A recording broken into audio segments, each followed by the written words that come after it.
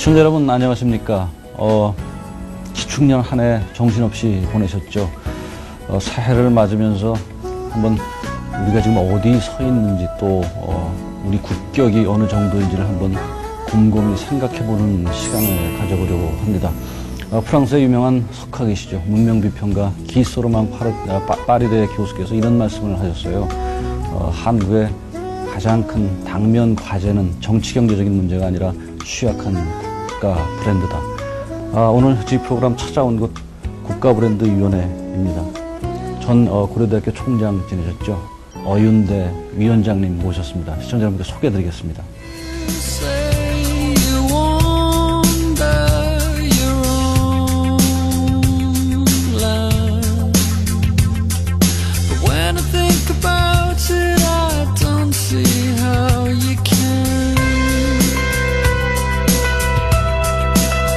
아이고, 위원장님 안녕하세요. 네, 반갑습니다. 네. 자, 올해 초에 이렇게 그 대통령 직속이죠. 네. 국가브랜드위원장에 취임하셔서 지난 1년 뭐 누구보다도 정신없이 보내셨을 텐데 한번 1년을 좀 회고하시죠. 국민들에게 국가 브랜드가 얼마나 중요하냐고 서베이를 했습니다. 네. 하니까 10분 중 9분이 한국에는 국가 브랜드가 필요하다. 그 중요성을 이제 인지하기 시작했습니다. 이렇게 될 수 있는 과정에는 우리 브랜드위원회 위원들도 노력도 많이 했고, 네. 특히 이제 정부에서 대통령님이 우리 국가 브랜드위원회를 만들다 보니까 항시, 국격, 국가 브랜드 이런 말씀을 많이 하니까 국민 내리에 이런 이야기가 많이 들어가지 않느냐 생각이 되고요. 우리가 정말로 사랑받는 한국이 되기 위해서 국민들이 관심을 갖고 있다는 사실, 그게 참 중요하다고 생각합니다. 그러시군요. 뭐 속된 말로 참 브랜드위원회가 뜨지요. 떴는데 힘들죠. 네. 그 시청자들을 위해서 어쨌든 프로그램 뭐 본격적으로 말씀 나누기 전에 국가브랜드위원회가 생긴 뭐 배경이라고 할까요? 그 다 누구나 인식했던 거지만 그래도 그 배경 그리고 또 어떤 일을 하는 곳인지를 좀 우리 시청자님께 좀 소개를 좀 해주시죠. 예, 그렇죠. 요새 댁에 가시면 사모님 힘세죠. 아유, 여성 상위 시대. 요즘 참 남자들이 눌려 삽니다. 네. 그게 소프트 앙그가 더 강하거든요. 그렇죠. 그래서 국가도 공공 외교 이런 측면에서 보면은요, 옛날에 이제 군사력, 경제력 이런 것이 중요하다고 생각했는데 요새는 공공 외교, 외국 사람들이 우리나라 국민들을 어떻게 생각하느냐 이런 측면에서 이제 중요한 거 마찬가지로 경제도 같은 맥락에서 이해를 하시면 될 것 같습니다. 우리가 아무리 경제가 GDP로 봤을 때 세계 15위가 된다 한들 외국 사람들이 한국 물건 싫어하고 그렇죠. 안 알아주는 또 안 알아주고 또 한국 사람 여행 왔는데 반갑게 생각하지 않고 또 한국이 매력적이지 않아서 관광 가기 싫다 그러면 안 되겠죠. 그죠? 네. 그런 측면에서 이제 브랜드가 중요하다고 볼 수 있겠습니다. 그래서 소프트 파워고요. 또 한 가지 중요한 것은 경제적으로 봤을 때 우리가 경제 이렇게 성장하는 과정에서 또 수출하는 과정에서 보면은 그동안의 가격 경쟁력이 참 좀 싼 거 팔리다가 이제는 요사이 LG나 뭐 삼성 현대자동차 경우처럼 질이 좋은 거 팔리거든요. 그래서 2만 불까지 왔는데 이제는 4만 불, 5만 불 시대에 가야 될 텐데 이게 많이 남는 부가가치가 남는 쪽으로 가야 됩니다. 그건 브랜드입니다. 지금 홍 의원님 메고 있는 넥타이가 제가 볼 땐 저 넥타이보다도 더 고급스러워 보이거든요. 아이고, 거리에서 지나가다 산 건데, 이 위원장님께서 좋으시다 그러니까 좋네요. 그러니까요. 네. 그게 브랜드 값 차이입니다. 우리나라가 이제 이태리나 혹은 프랑스 브랜드가 붙으면 넥타이 하나 10만 원 하는데. 그래요. 동대문 가면 10,000원이면 살잖아요. 그죠? 그럼요. 그 9만 원 차이가 브랜드 값어치이기 때문에. 세상에 그런 부가가치가 어디 있어요? 그렇죠. 그죠? 이제 그런 쪽으로 한국에 나가야 되겠다 하는 생각입니다. 네. 그게 소프트화가 되는데 그게 도리어 부가가치가 높은 쪽인데 이와 같은 것도 중요해지는 것 같고요. 네. 그보다 더 중요한 것은 한국의 사회 변화라고 할 수 있겠습니다. 그동안에 우리나라에서는 이제 한국 사람, 백이민족, 한 사람, 한국과 한 문화 이렇게 됐는데 시골에 가면은 새로 시집 오는 사람, 10사람 중 4사람이 외국 사람 아닙니까? 조선족, 베트남, 필리핀아 이렇게 되는데 이런 사람들이 한국에 이제 적응해야 되거든요. 다문화 시대가 됩니다.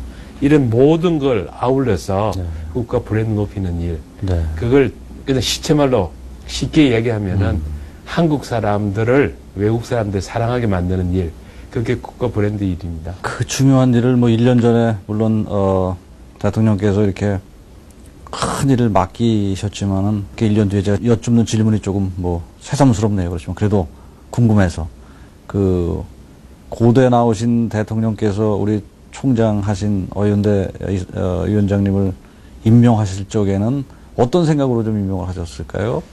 뭐 세상에서 흔히 말하는 고대 인백 뭐 이런 거에서 어떻게 생각하세요?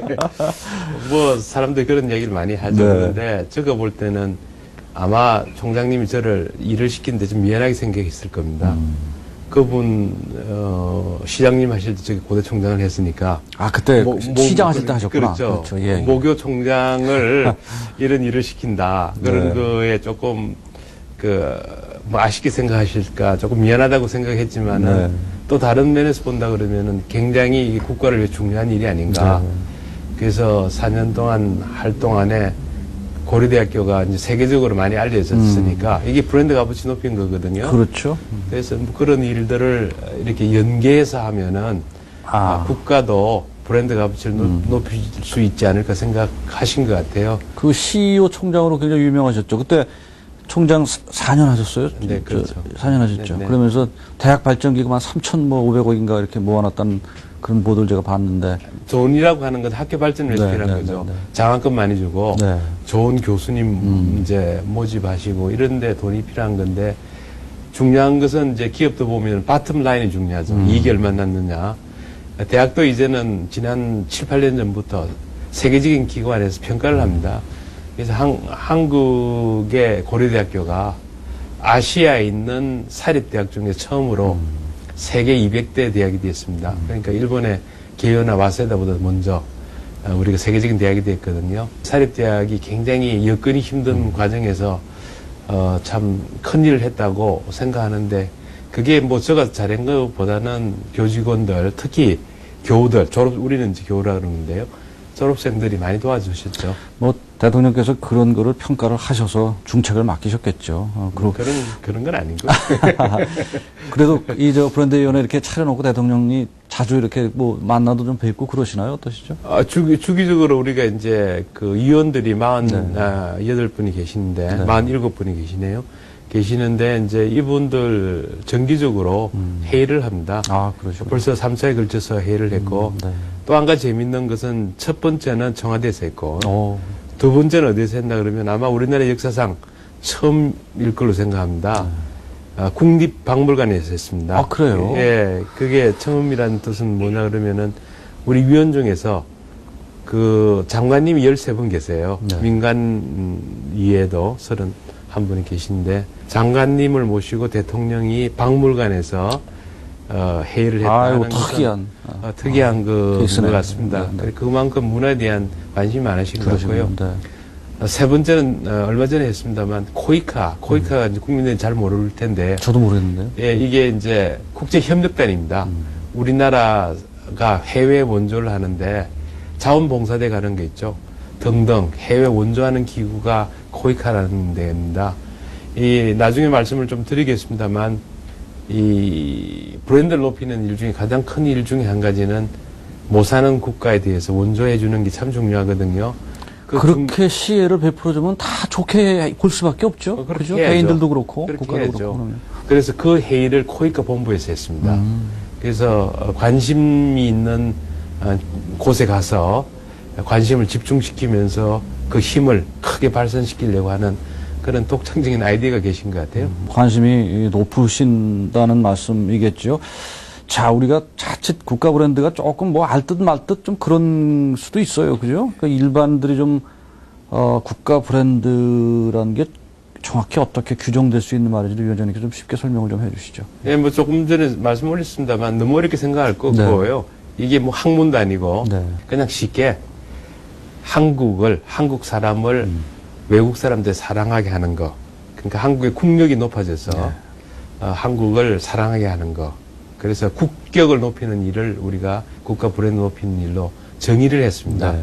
이런 게 이제 지금 전 세계가 글로벌화돼서 사람이 이동도 많고 물자 뭐 모든 것이 이제 지구촌이 됐는데 정말 그 많은 인구 중에서 존경을 받고 있고 인정을 받을 수 있으면 얼마나 좋겠습니까? 네, 네. 그게 저희들이 하는 일입니다. 자, 우리가 이렇게 인터뷰를 또 새삼스럽게 또 국가브랜드위원회라는 위원회를 만든 이유도 사실은 우리가 조금 전에, 위원장님 말씀대로 우리가 가진 것만큼 제대로 평가를 받으면은 그래도 큰 문제가 없는데, 그렇죠? 네. 우리가 갖고 있는 것보다 오버밸류가 아닌 이게 낮은 평가를 받고 있다라는 것이 참 안타까운 현실이고, 네.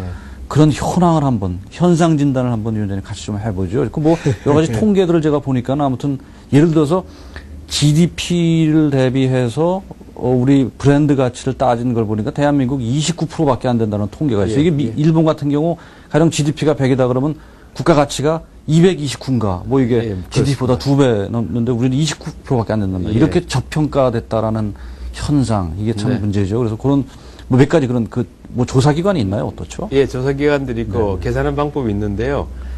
너무 억울하게 생각할 거 없습니다. 아, 예. 왜냐 그러면은 우리나라는 급격하게 우리나라 경제 규모가 커졌거든요.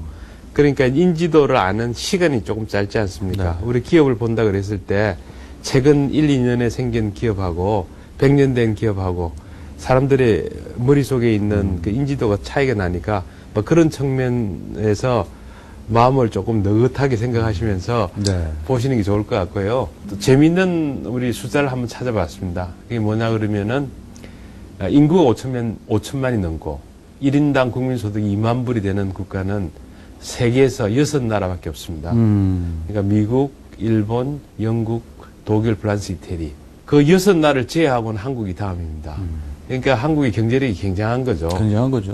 그런데 아까 지금 말씀하셨습니다만 한국의 브랜드 값어치나 또 랭킹이 있는데 여러 기관이 있습니다만 지금 한 33위 정도로 이제 인정을 받고 있는데 그런 것을 다른 방법을 써서 굉장히 과학적으로 저희들이 삼성경제연구소라 셀이라는 곳에서 과학적인 모델을 만들었는데 저 생각에는 세계적으로 제일 좋은 모델 같습니다. 그 모델에 의하면 한국이 한 20위 정도 됩니다. 한국 사람들은 이렇게 모든 일에 집중할 수 있고 네. 또 화끈하지 않습니까? 그래서 국가 브랜드 높이기 일에 모든 국민들이 이제 동참해주고 같이 노력하면 간단하죠. 네. 이게 우리가 국격을 높인다는 것이 경제력도 중요하지만은 문화도 중요하지만은 또 우리가 그 가장 기초적인 생활을 어떻게 하느냐 하는 것도 중요합니다. 질서시키는 거. 그럼요. 예. 제가 개개인이 갖고 있는 문화의식이 사실은 가장 기본 같은 거죠. 그렇죠. 우리가 모르면서 지나는 일 이런 것들이 있습니다. 길거리 가면 침 뱉는 일. 네. 그리고 인도에 오토바이 타고 다니는 일. 우리 그냥 이상하지 않게 받아들이고 있는데 외국 사람들이 보면은 정말 놀랄 일이고요. 그래서 아주 우리는 자연스럽게 잘하고 있는 게 있어요. 내가 들어갈 문을 열면 뒤에서 싹 먼저 지나가죠. 그죠? 근데 외국 사람들은 물론 먼저 가십시오 라고 얘기를 하지만은 그런 건 있을 수 없거든요. 네. 그리고 뭐 시장에 갔을 때 어깨 툭 치고 미안하다는 소리 안 하고 가고요. 근데 이런 것들은 우리는 당연하지만은 외국 사람들이 그것이 뭐 동양 문화고 서양 문화가 아닙니다. 우리 옛날식으로 점잖고 네. 교양 있고 그러면 외국 사람 싫어하겠어요? 아, 그럼요. 그런 게 필요한데 그게 많이 변했습니다. 지들 같이 클 때 보면은 집에서 뭐 심지어는 아침 식사하면서 말도 못하게 하고 그죠? 요사이는 보면은 식당에 저녁에 식당 가면 애들이 막 뛰어놀죠, 그죠? 그래서 너무 시끄럽다고 옆에서 조금 그러지 말라고 부탁을 하면은 왜 우리 손주 기죽이냐고 그러죠. 그러니까 옛날에 할아버지는 우리들을 굉장히 엄격히 가르쳤는데 이제는 자식들이 귀하다 보니까요. 네. 그런 현상이 생기는데 이게 다시 돌아가야 됩니다. 프랑스나 뭐 영국 이런 거 보면은 있을 수도 없는 일이거든요. 그래서 우리가 잘못 아는 개인주의 같은 거 이런 것들이 달라지는 게 또한 국격 높이는 일 중에 한 가지인데. 근데 조금은 저는 개인적으로 조금은 이건 방향이 뭐 논지하고는 조금 벗어난 일인지 모르겠습니다만 그 우리의 국가가 참 이게 잘 되고 나라가 그 힘을 이렇게 부강해줘야 된다는 이유 중에 사실 그런 우리의 문화적 가치가 사실 그게 글로벌 스탠다드가 된다면은 그 사람들이 우리를 좀 우리 문화적 어떤 패턴 양태를 배우는 궁극적으로 좀 그런 쪽으로도 갔으면 참 좋겠는데 일단 하여튼 우리가 지금은 아무래도 서양식 예절, 서양식 규범 이런 거를 글로벌 스탠더드화해서 하는 뭐 그런 경향도 좀 있죠. 그러니까 한국에서 밥 먹을 때 애들이 식당에서 막 뛰어놀게 하는 거는 한국적인 것도 아니죠. 그렇죠. 그건 그렇죠. 그런 건 그건 아니고요. 그렇죠. 예. 이원께서 말씀하시니까 재밌는 것 중에 한 가지는 지금 전 세계 경제가 이제 지난 2년 동안 보면은 미국에서 금융기관에서 유발돼서 전 세계가 힘들지 않습니까? 네, 네. 그러니까 이제 제일 큰 소리를 치는 사람이 중국이거든요. 그러니까 중국이 미국 보고 야 정신 차려라. 이제는 너희들 저축 많이 하고 재정의 적자를 만들지 말고 그렇죠. 흑자를 구현하라. 그렇게 큰 소리를 하지 않습니까? 세상이 많이 달라졌죠. 후진타오 같은 분도 이제 오바마한테 그런 말을 하는데 우리가 경제학을 배울 때 소비가 참 중요하다고 배웠거든요. 미국식으로. 그러니까 그 큰 기본적인 틀 자체도 어떤 면에서 보면은 그 경제 혹은 힘의 소위 말하는 헤게모니의 예, 핵이 맞아요. 옮기는 과정에서 달라질 거로 굉장히 생각되고 중요한 얘기죠. 예. 제 생각에도 앞으로 한 10년 정도 지나면 그동안의 한국적인 문화 이런 것들이 존경받는 문화로 바뀔 걸로 생각이 됩니다. 그러게. 그 조금 전에 우리가 원인 진단 말씀도 중간중간 해주셨습니다만 사실은 우리가 그 우리 소위 뭐 국가 브랜드, 한국의 브랜드를 이렇게 조금 평가를 받지 못한 이유 중에는 정치적인 문제, 가령 남북 대치 상황이라든가 역사적인 것 배경도 있을 거고 남북 대치, 북한, DMZ, 6.25 사변 뭐 이런 것이 종합적으로 그런 역사적 원인이 참 크죠. 그 한국을 사실은 아시아에 있는 국민들은 한국을 잘 알 뿐 아니라 한국을 굉장히 높게 평가합니다. 그런데 반해서 유럽 사람은 굉장히 낮게 평가하거든요. 그렇죠. 그게 잘 모르니까 그렇죠. 그렇군요. 우리가 서양에 알리게 된 것은 6.25를 통해서 조금 전에 말씀했듯이 그러니까 못 살고 가난하고 그런 이미지만 갖고 있습니다. 그게 연장선에서 보면은 외국 사람들이 한국 왔을 때 DMZ, 휴전선 보러 가잖아요. 그죠? 그게 좋은 일이 아니거든요. 도리어 포항이나 울산 가서 조선소 보고 자동차 공장 보면 한국의 경제적 위대성을 알 텐데 이제 그런 연장선에 PR을 또 하는 겁니다. 그러니까 알리는 것을 알려야 될 것은 알리지 않고 필요 없는 걸 알리다 보니까 한국이 아직도 전쟁으로 혹은 북한으로 이렇게 위험한 국가를 보고 있는 겁니다.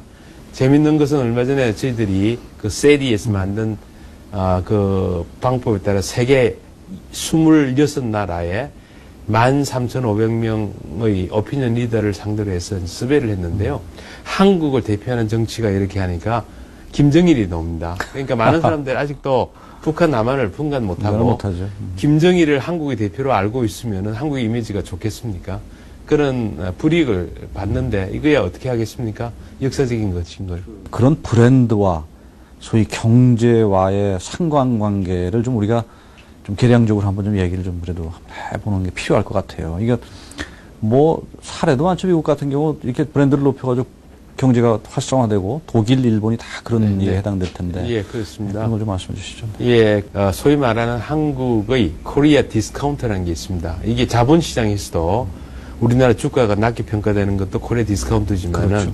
우리 수출 이와 같은 측면에서 봤을 때도 코리아 디스카운트가 있는데 한국제라고 하는 이미지가 메이드 인 코리아 이미지, 원산지 효과가 다른 선진국, 독일, 일본, 미국의 평균치보다 30% 디스카운트 되고 있습니다. 얼마나 짜증나는 일이에요. 큰일이죠. 그렇죠. 큰일이죠. 이게 같은 게, 이게 일제라 그러면은 더 받고. 10불인데, 그러니까. 이게 한국제라 그러면 같은 건데 7불밖에 못 화나죠. 받거든요.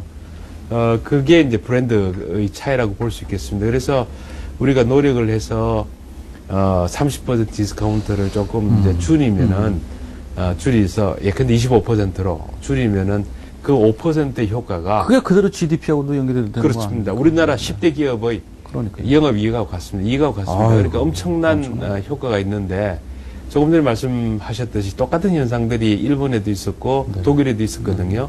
1950년 2차 대전 끝나고 나서 영국에 독일제 물건들이 많이 나옵니다. 그래서 이제 영국 사람들이 저건 메이드 인 저머니. 네. 그 당시에 메이드 인 저머니는 질이 떨어지고 가격이 싼 제품으로 알려져 있었어요. 독일제도 그럴 때가 있었어요. 1950년대. 그러니까요. 예. 그러니까 이것을 이기기 위해서 독일 사람들이 갖고 있는 그 엔지니어링 기술, 공학 기술을 높이기 위해서 대대적으로 메이드 인 저머니 하면서 엔지니어링 저먼 엔지니어링을 슬로건으로 해가지고 알리기 시작합니다. 엔지니어링 전문. 예. 그러니까 지금도 우리 사람 내리에 보면은 스위스제나 독일제는 기계가 정확하고 오래 가고 좋다는 이미지가 있지 않습니까? 그와 같은 것들이 이제 효과를 도리어 이제 발휘해서 이제 독일제 같으면은 뭐 엄청나게 좋은 제품을 알고 있습니다. 다행스럽게 한국에도요. 우리가 이제 서베이를 조사를 해보면은 한국 그러면 생각나는 게 뭐냐? 우리나라의 그 제품의 공학적인 그 기술을 제일 높게 평가를 하고 있습니다. 그 다음에 IT, 그죠? IT 뭐 그런 거죠. 네. 그래서 이제 이 만약의 경우에 우리가 한국의 선진 기술, 어드밴스 테크놀로지를 마치 독일과 같이 알게 된다 그러면요. 도움이 되겠죠. 그래서 일부 우리 정부에서도 CNN, BBC, 세계적으로 제일 많이 보는 뉴스인 BBC 이런 쪽에다가 한국의 선진 기술을 알리는 어드밴스 테크놀로지 광고들을 네. 벌써 시작했습니다. 절대적으로 필요하죠. 또 하나 또 어이없는 게 저도 얼마 전에 보도를 보고 물론 뭐 그런 사람이 없이라고 생각은 안 했지만은 현대 삼성을 무슨 일본 기업으로 하는 서베이 결과가 보니까 미국 대학생들의 뭐 예. 굉장히 많더라고요. 그게 생각보다 굉장히 많은 사람들이 우리 대기업을 일본 기업으로 이렇게 잘못 알고 있는 경우 참 그런 거 보면 안타까워요. 그렇습니다. 지금 저희들이 이제 네. 서베이한 건데요. 서베이를 해보니까 미국 대학생 1000명 중에서 그게 위원장님 쪽에서 그 조사를 예, 하신 1000명 네. 중에서 58%가 삼성을 일본 기업으로 약 10% 정도가 한국 기업을 알고 있습니다. 50 몇 프로다 10%. 8%. 아유, 그러니까 거의 뭐 이렇습니다. 참. 요사이 저 뉴욕 가서 제일 좋은 텔레비전 달라 그러면 LG나 삼성 거 줍니다. 소비자 입장에서 보면은 세계에서 제일 좋은 삼성 제품을 살면서 이거는 일본 걸로 사는 겁니다. 아유, 짜증나. 그 짜증나긴 한데요. 뭐 당연하죠. 네. 무슨 생각을 하냐 그러면은 결과적으로 삼성의 LG, 현대자동차, SK 뭐 등등 한국의 대기업들, 네. 포항제철 다들 글로벌 기업이죠. 네. 그래서 다 세계적인 다국적 기업이 되었기 때문에 어떤 면에서 보면은 그 기업들이 굳이 한국제라는 것을 알 필요가 없죠. 대부분이 80% 이상이 외국에서 팔리고 있으니까요. 그리고 또 사실 뭐 현지에서 만들어서 파는 것도 많고요. 그래서 메이드 인 코리아라는 것을 굳이 넣을 필요는 없는 걸로 생각하고요. 단지 한국에서 만드는 제품이 이와 같은 좋은 제품을 만든다는 것을 시간이 가면서 알려지면은 시간이 걸리지만은 마치 저먼 엔지니어링 효과가 나올 걸로 생각이 됩니다. 재밌는 것은 지금 정부에서 국가 홍보를 위해서 광고료를 이제 쓰고 있는 곳이 코트라 같은 데서도 좀 쓰고 있고요. 문광부에서도 정부 홍보 예산을 쓰고 있거든요. 근데 전체를 합치면 한 2천억 정도 됩니다. 네. 2천억 되는데 생각해 보십시오. 삼성 해외 광고비가 한 3, 4천억 되거든요. 그렇죠. 그러니까 우리나라 전체가 쓰는 게 우리나라 기업이 하나보다 적으니까 그 기업이 한국보다 더 많이 하는 건 당연한 거 아닙니까? 그리고 도리어 우리는 감사해야 되는 것 같아요. 이 큰 기업들이 좋은 제품을 만들고 있다는 그 이미지 자체가 한국을 끌어갔는데 아이덴티티는 이렇게 높은데 떨어져 있죠. 이게 결과적으로 의사전달의 차이거든요. 네. 그 커뮤니케이션 갭을 없애는 일, 이것도 중요한 국가 브랜드 일이라고 생각할 수 있겠습니다. 그렇죠. 우리가 그럼 그런 문제들을 어떻게 국가 브랜드를 높이기 위한 구체적인 좀 뭐 전략이라고 할까 실천 방안 같은 것도 한번 조금 위원님 말씀 좀 들어보죠. 지금 예. 물론 계량적인 얘기지만 앞으로 5년간 13년까지 목표로 잡아놓은 게 우리 지금 아까 30메디라고 그러셨는데 그 15위권으로 끌어올리시겠다는 계량적 목표를 잡아놨죠. 그죠? 예, 그렇습니다. 이게 근데 뭐 사실 그렇잖아요. 무슨 뭐 어떤 그런 소프트웨어적 방안이라는 게 자칫 또 들으면 이게 뜬구름 잡는 얘기도 예, 좀 그렇죠. 많고 그래서 그런 구체적인 실천 방안 같은 거를 조금 우리 그 국가브랜드 위원회 입장에서 좀 말씀해 주시죠. 예. 그게 이제 15위가 왜 15위가 나왔냐 그러면은 OECD 국가가 30개국이죠. 네. 그 중간입니다. 우리 중간 정도는 하자. 그러시구나. 그런 목표였고요. 이렇게 이미지를 바꾼다고 하는 것은 하루아침에 바꿀 수는 없습니다. 시간이 걸리는 거고, 소위 말하는 국가 랭킹도 이렇게 시간이 가면서 변화될 걸로 생각됩니다만, 우리가 조직적으로, 전략적으로 이렇게 일을 잘 만들면은 그 속도를 빨리 할 수 있거든요. 그 이미지를 바꾸는 가장 큰 것은 베풀어야 되죠. 그죠? 안 베풀면서 내가 잘났다 그러면 더 싫어하는 거죠. 그런데 한국 사람들이 조금 전에 말씀했듯이 국민 소득과 인구를 봐서 세계에서 7위가 되는 그런 국가고 GDP로 15위가 되는데 반해서 베풀지 않아요, 외국 사람들에게. 누가 속된 말로 짠 부자를 누가 좋아하겠어요? 그렇죠. 베풀면서 뭐 그렇죠. 해야 좋아하죠. 뭐 국가는 다 마찬가지죠. 개인도 예. 물론이군요. 예. 그래서 이제 정부에서도 우리 브랜드 위원회 생기기 전에 외교부가 중심이 돼가지고 원조 자금을 3배 늘리기로 네. 그리고 자원봉사대를 3배로 늘리자. 2015년까지 예컨대 이제 지금 현재 외국의 OD 자금, 원조 자금 나가고 있는 게 우리나라 경제 수준의 0.09%를 갖고 있는데 2015년까지 0.25% 3배를 이제 높이는 일을 하고 있거든요. 그래서 사실은 요새 제일 신나는 부처가 어딨냐 그러면 외교부입니다. 옛날에 돈 적게 주더니 많이 주니까. 그렇죠. 그런데 우리나라가 잘하고 있는 건 뭐냐 그러면 그러면서도 옛날에 프랑스나 혹은 영국 같이 원조 줄 때 아프리카 남미에 주면서 돈을 잘못 이용을 해가지고 효율적으로 안 쓰고 정부의 부패를 키우는 것과 마찬가지. 돈을 준다고 좋은 게 아니거든. 우리는 지금 정부에서 어떻게 하냐 그러면은 볼런티어들 아까 말씀드렸듯이 그리고 굉장히 실효성이 있는 그런 테크니컬 어시스턴트 기술 원조를 하고 있습니다. 그래서 가장 그 효과가 있는 방법을 줍니다. 사람이 나가서 일을 할 때도 가슴이 같이 가면 더 좋은 거 마찬가지. 돈만 주면 의미가 없지 않습니까? 네.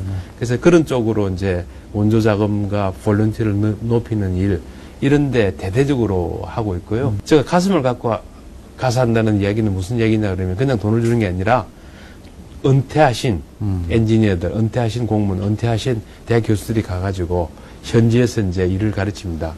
우리는 지금 잘 모르고 있지만은 엄청나게 경제 성장을 빠른 속도로 높은 수준까지 갔기 때문에 일반적인 지식과 경험을 갖고 있는 사람은 후진국 가면은 다 보이는 거죠. 몇 수 그렇죠. 아래니까요. 그렇죠. 바둑이 상급인데 우리는 상급인데 그쪽 가면 15급이니까 그렇죠. 옆에서 보면 이제 답이 보이는 거죠. 근데 이런 일을 이제 자원봉사로서 하고 있는데 이와 같은 일이 굉장히 우리나라의 국격을 높이는 일에 도움이 되고요.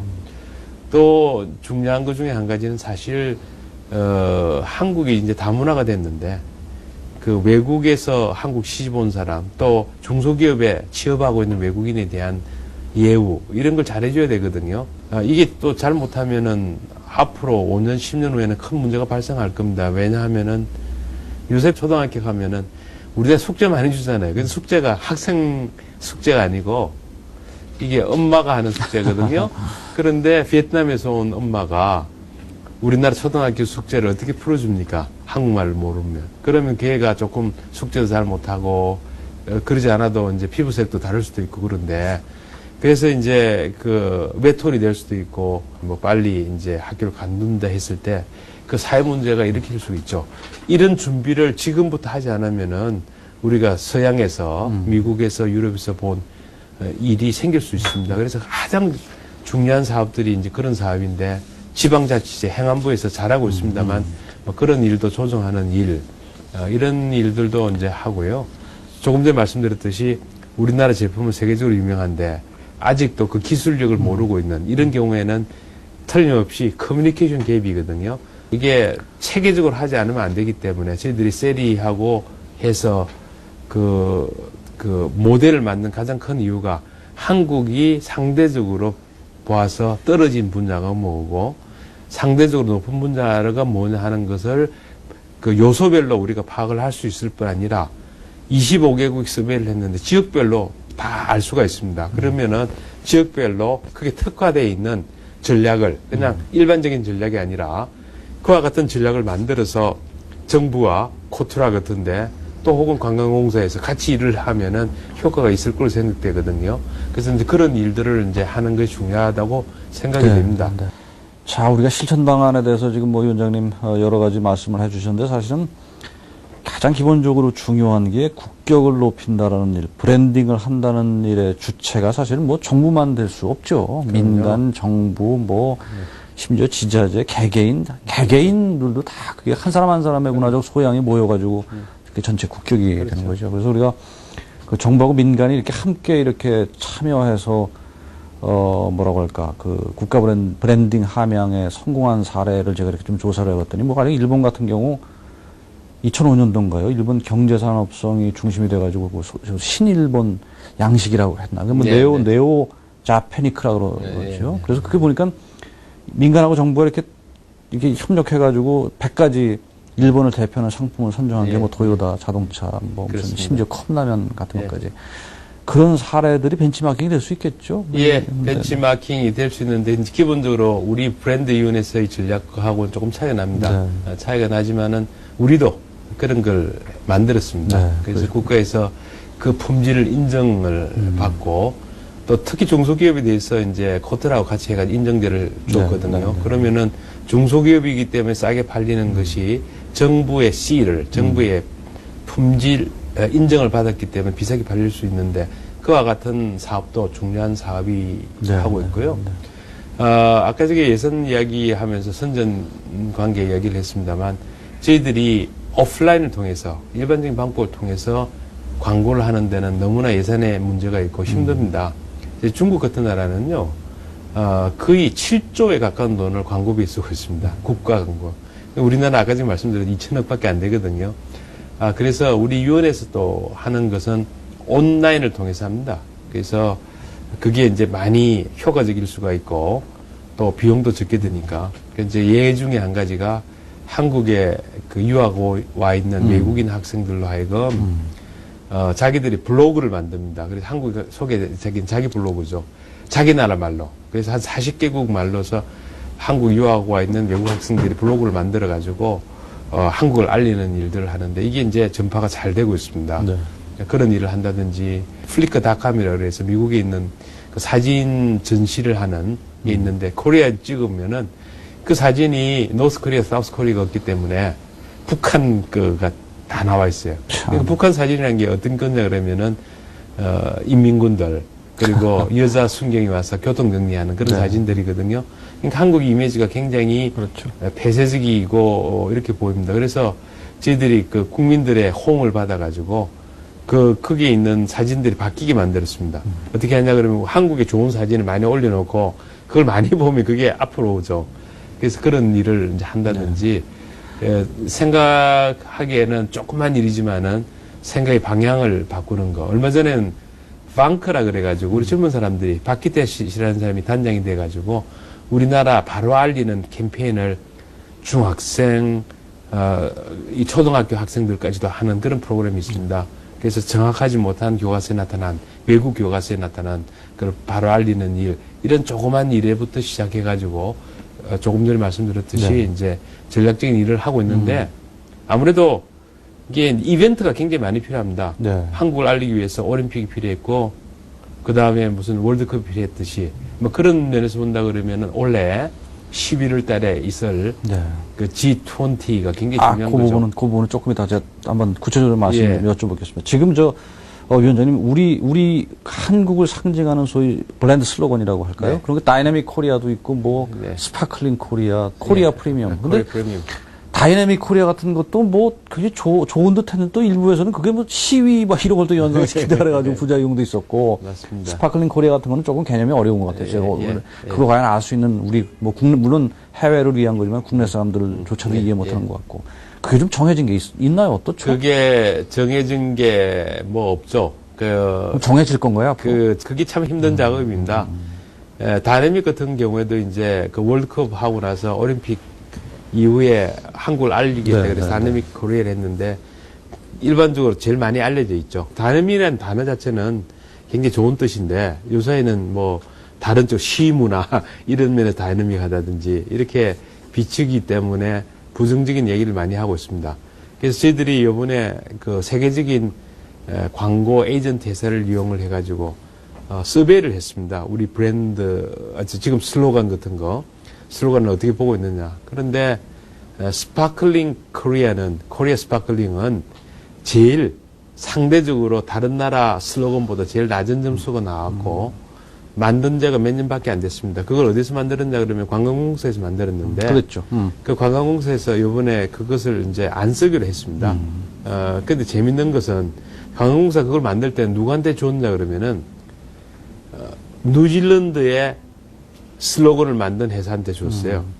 그 뉴질랜드 슬로건은 99% 순수, 99% pure.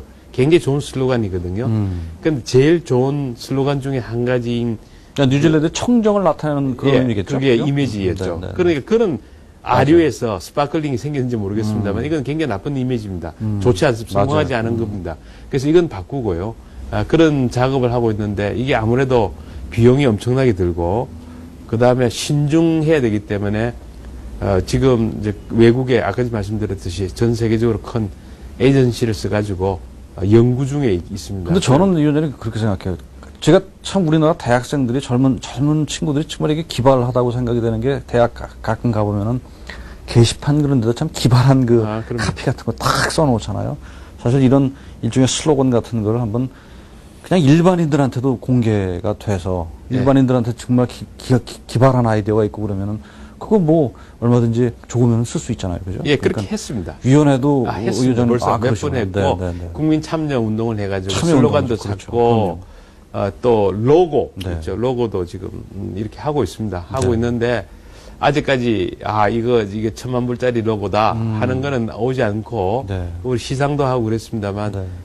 이 일종의 컨센서스 빌딩이 참 중요하지 않습니까? 네. 왜냐 그러면 국격을 높이는 게 정부가 한다고 되는 게 아니고 그렇죠. 국민의 참여가 절대적이기 때문에 그런 캠페인을 많이 하고 있습니다. 자, 우리 시청자 여러분들도 적극적으로 생각을 좀 하셔서 좋은 아이디어 있으면 이제 위원장님한테 직접 비서실로 연락하셔가지고 한번 응모를 해보십시오. 뭐 서울경제TV도 아이디어를 해야죠. 보내서 당연히 우리 받겠습니다. 당연히 해야죠. 자, 우리가 아까 위원장님 말씀 중에 그거 있었어요. 우리가 프랑스 하면은 우리가 보통 패션, 멋, 그렇죠? 네. 독일 하면은 논리적인 것도 기계, 미국 맞습니다. 하면 실용성, 네. 일본 하면은 정교함, 네. 뭐 이런 국가 하면 딱 이미지가 떠오르는 것들이 있는데 대한민국 하면은 대표되는 이미지가 위원장님 생각에는 어떤 게 있을 것 같아요? 그걸 우리가 만드는 게 중요한데. 제가 고민을 1년 내내 하고 있는데 못 찾고 있거든요. 그것도 위원님 한번 갖고 있는 아이디어 하나 주십시오. 그거 저도 진짜 한번 생각을 좀 해봐야 되겠어요. 예. 막상 제가 위원장님하고 인터뷰를 하려고 오다 생각을 해보니까 마땅한 게 의외로 저도 안 떠오르더라고요. 제일 좋은 게 이제 아무래도 역사적인 문화적인 거에서 갖고 있는 게 오래 가고 좋습니다. 그런데 저희들이 서베이를 해보니까 먼저 번에 말씀 올렸듯이 기술입니다. 어드밴스드 테크놀로지, 한국의 기술력. 그러니까 뭐 당연한 거죠. 미국 시장에서 보면 지금 삼성, LG 그 휴대폰이 제일 많이 팔리고 있지 않습니까? 텔레비전 제일 많이 팔리죠. 조선, 그러면 1등, 2등, 3등, 4등 조선소가 한국에 있죠. 뭐 반도체 다 크죠. 우리나라의 그 기술력 이런 걸 알리는 것도 한국의 디스카운트를 줄이는 것이 되겠는데요. 우리가 문화를 이제 사랑하고 싶은데 사실 좀 부끄러울 때가 있어요. 뭐냐 그러면 우리 문화를 많이 갖고 있다고 얘기를 하는데 그러면 노벨상 받은 사람 누구냐 하고 물으면은 또 참 다 대답하기 곤란한 때가 있죠. 일본 사람 뭐 별 볼일 없다 그러지만은 그래도 물리화학 이런 거 다 합쳐가지고 17분의 노벨상을 받은 사람 있죠. 우리는 다행스럽게 평화상은 하나 있습니다만 그래서 이제 이런 작업이 이제 결과적으로 국력이거든요. 그렇죠. 근데 저 생각에는 물리화학 쪽에서도 한번 받으면 바로 많이 나올 것 같고 또 소문에는 우리나라의 그 문학 작품이 수준이 올랐기 때문에 2, 3년 내에는 문학상도 나온다고 합니다. 그걸 기대하고 있습니다. 우리가 국격 높이기 브랜딩 하는 것 중에서 뭐 아까 얘기는 안 나왔지만 사실은 지금 말씀하시니까 빼놓을 수 있는 부분이 그런 면에서는 포괄적으로 교육 그런 부분들이죠. 그런 부분도 들어가죠. 대학 교육 뭐 딴 얘기지만은 대학 교육 우리 조금 경쟁력이 없다라는 얘기 하시면 위원장님이 제가 언론을 통해서 보니까 굉장히 분노하시더라고요. 우리 교육, 대학 사실입니다. 교육. 대학 교육 절대 그렇지 않다고. 예. 그래서 제가, 이게 총장을 지내줘서 역시 그 프라이드를 갖고 계시는구나. 이렇게. 아니, 그래서 그런 게 아니고요. 그렇습니까? 그게 이제 그 경쟁이 없다는 이야기가 어디서 나오냐 그러면요. 마치 브랜드 경쟁력 보는 거 마찬가지로 국가 경쟁력을 보는 데가 있습니다. 네. IMD 같은데 이런 데서 서베이를 하거든요. 스위스에 있는 그건가요? 잘 아시네요. 네. 네. 스위스에 있는 건데요. 그 IMD 같은 데서는 서베이를 하는데 이제 한국 교육을 이제 앙케이트를 돌렸습니다. 그 앙케이트를 대답하는 사람이 누구겠습니까? 한국의 비즈니스맨입니다. 그래서 그렇군요. 그 한국의 비즈니스맨들이 우리나라 대학 교육에 대한 기대치가 높기 때문에 낮게 상대적으로 높습니다. 사실 얼마 전에 어떤 국제적인 그 심포지움이 하나 큰 게 있었습니다. 교육에 관계되는 심포지움이 있었는데 월드뱅크에 있는 교육 전문가가 와서 발표해서 제가 그때 자장을 했습니다. 취하를 했는데 이분 말씀이 한국이 교육의 양이 세계적으로 제일 높고 교육의 질도 세계적으로 제일 탑이라고 그랬습니다. 전문가가 그렇게 하는데도 불구하고 우리나라 대학 교육이 낮게 보는 이유는 조금 전에 말씀드렸듯이 우리나라 기업인들의 기대치가 크고 또 사실 우리나라 큰 기업 CEO 된 사람 30년 전에 공부 안 하고 대모만 했거든요. 그러니까 자기 생각하는 거예요. 그만큼 대학이 변한 걸 모르는 것 같아요. 그 부분에 대해서는 저도 한 10% 정도 위원장님하고 이견이 있는데 지금 시간 때문에 우리 G20 얘기를 안 하면 우리가 안 될 것 같아가지고 일단 접고 그 G20 얘기를 좀 하죠. 그거 아무튼 브랜드를 높이는데 사실은 획기적인 사건으로 봐도 되죠. 그럴 무게감이 있는 거죠. 그 의미 좀 얘기해 주세요. 간단하게. 옛날에 G5, G7 이야기하면서 이건 뭐 사실은 그룹 오브 5인데 뭐 그레이트 5인가 세계 뭐 5대가 한국이냐 뭐 이런 식으로 생각할 정도로 세계 중요한 경제적인 아젠다 고의를 다 결정을 하고 거기에서 결정한 사항이 많은 곳에 영향을 미쳤거든요. 근데 그와 같은 그 G7이 G20, G20로 이제는 점진적으로 바뀌는 겁니다. 그 G7은 없어지는 거죠. 그리고 매년 정규화해서 되는데 그게 한국에 들어갔다 하는 것은 엄청난 의미가 있고 뭐 굳이 역사적으로 따질 필요는 없겠지만은 헤이그 때 우리가 이준 열사 가가지고 뭐 옵저버도 못 가고 쫓겨났지 않습니까? 그와 같은 나라가 이게 세계적으로 200개 넘는 나라를 대표하는 그와 같은 G20의 회장국으로서 한국에서 개최한다. 또 이와 같은 G20 회담이 그 후진국에서는 한국에 제일 먼저 열리는 거거든요. 그런 굉장한 심볼릭한 그런 의미가 있을 뿐 아니라 실질적으로 한국이 앞으로 나아가는데 뭐 정치 경제적인 측면에서 많이 다르고요. 대통령은 이번에 같이 갔다 오셨죠? 제가 피츠버그에는 갔습니다. 그게 브랜드 값어치 높인다고 생각을 해서 갔는데요. 그 이후에 제가 또 이스탄불에서 한 월드뱅크 IMF 총회 갔거든요. 그러니까 거기에 오신 한국의 IMF 월드뱅크 이사님들이 바빠 죽겠대요. 왜냐하면은 얼마 전까지만 하더라도 자기를 만나겠다는 사람이 몇 명 안 되는데 너무 줄을 서가지고 30분마다 만날 정도였으니까요. 그 위원장님 경제학자시니까 제가 자꾸 괴량화 그러는데 회의 유치로 소위 그 유발될 수 있는 브랜드 가치 이거를 좀 이렇게 가치 상승 효과를 계량화한다면은 가능할까요? 어떻죠? 아까 제가 한국의 디스카운트가 뭐 30% 정도 디스카운트 되고 있다 그랬는데 아마 이번에 G20를 하면 한 2, 3% 올라갈 걸로 생각되는데 재밌는 것은요. 한국에 대한 그 이미지 조사를 했습니다. 조사를 해보니까 한국을 어떻게 보느냐. 긍정적으로 보는 사람이 한 47, 8% 했는데 한국에서 G20 회담을 한다는 걸 알린 후에 한국을 보았을 때 어떻게 됐냐 그러니까 18% 상승됐습니다. 이야. 엄청납니다. 그 하나의 이벤트로 인해서 한국에 대한 호감도가 47%에서 65%로 바뀌었습니다. 엄청난 효과입니다. 네. 그 통계에 신뢰성이 있다면 정말 그거는 뭐 서베이였습니다만. 대단. 그 11월 달에 한 겁니다. 지난해. 제가 국가 브랜드가 가치를 상승하는 단계를 어떤 분이 나는 이게 뭐 어디서 발표한 건지 모르겠는데 전문가가 말씀해 주시는데 이렇게 본다 그러더라고요. 첫 번째 단계가 영어로 awareness.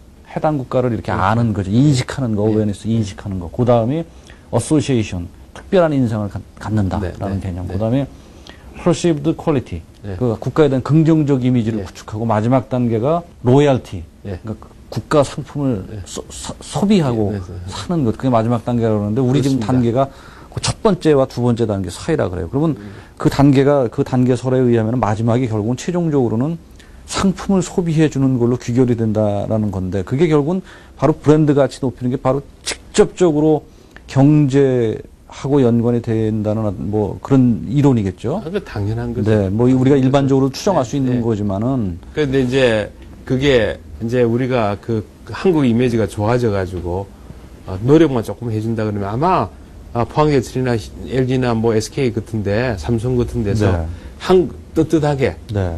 우리는 한국에 본사를 두고 있는 기업입니다 하는 이미지를 줄 수 있는 그런 노력들이 저는 그게 꼭 필요하다고 보는 게 대기업들보다 오히려 한국보다 대기업 이미지가 더 구축되어 있는 게 많으니까 대기업들이 그걸 이용을 해서 자기 그 브랜드에다가 한국을 섞어서 그걸 뭐 소위 그 전문가들은 인그레디언트 브랜딩인가 이렇게 얘기를 하는 것 같더라고요. 그런데 이 의원님이 만약에 SK의 브랜드 담당 사장님이십니다. 네. 혹은 삼성의 브랜드 담당 사장님이신데 한국 거라고 알리면 어떤 현상이 생기겠어요? 미국 소비자가. 그럼 싫어할까요? 값을 싸게 사든지 안 사겠죠. 그러니까 우리가 그런 걸 알리는 것 자체는 당분간은 마케팅을 알리는 게 아니고 디마케팅, 까먹는 장사거든요. 그래서 그거보다는 우리가 노력을 해서 실체 높이는 거.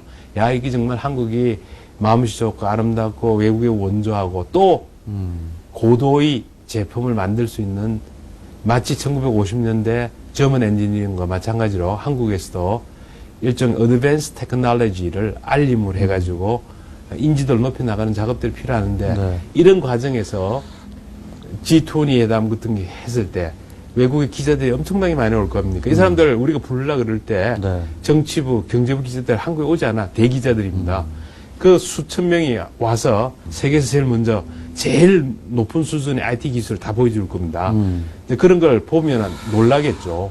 근데 그것도 정말 아까 말씀처럼 시간이 지나고 그런 자신감이 생기는 시기가 올 거예요. 그렇죠. 또 그것이 또 효과적인 시기가 올 거고요. 2003년도부터 6년까지 고대총장 하시면서 특히 대학의 글로벌화를 위원장님이 많이 강조해 주셨는데 제가 재밌는 그 중에 말씀하신 것 중에 하나 민족을 배려라, 조국을 등져라 이렇게 말씀하신 그게 갑자기 생각이 나서 그 말의 의미를 왜 그런 뜻으로 말씀하셨죠? 뭐 대학교 4년 동안 있으면서 우리나라 특히 고대는요 굉장히 민족적이죠. 그걸 자랑스럽게 생각합니다.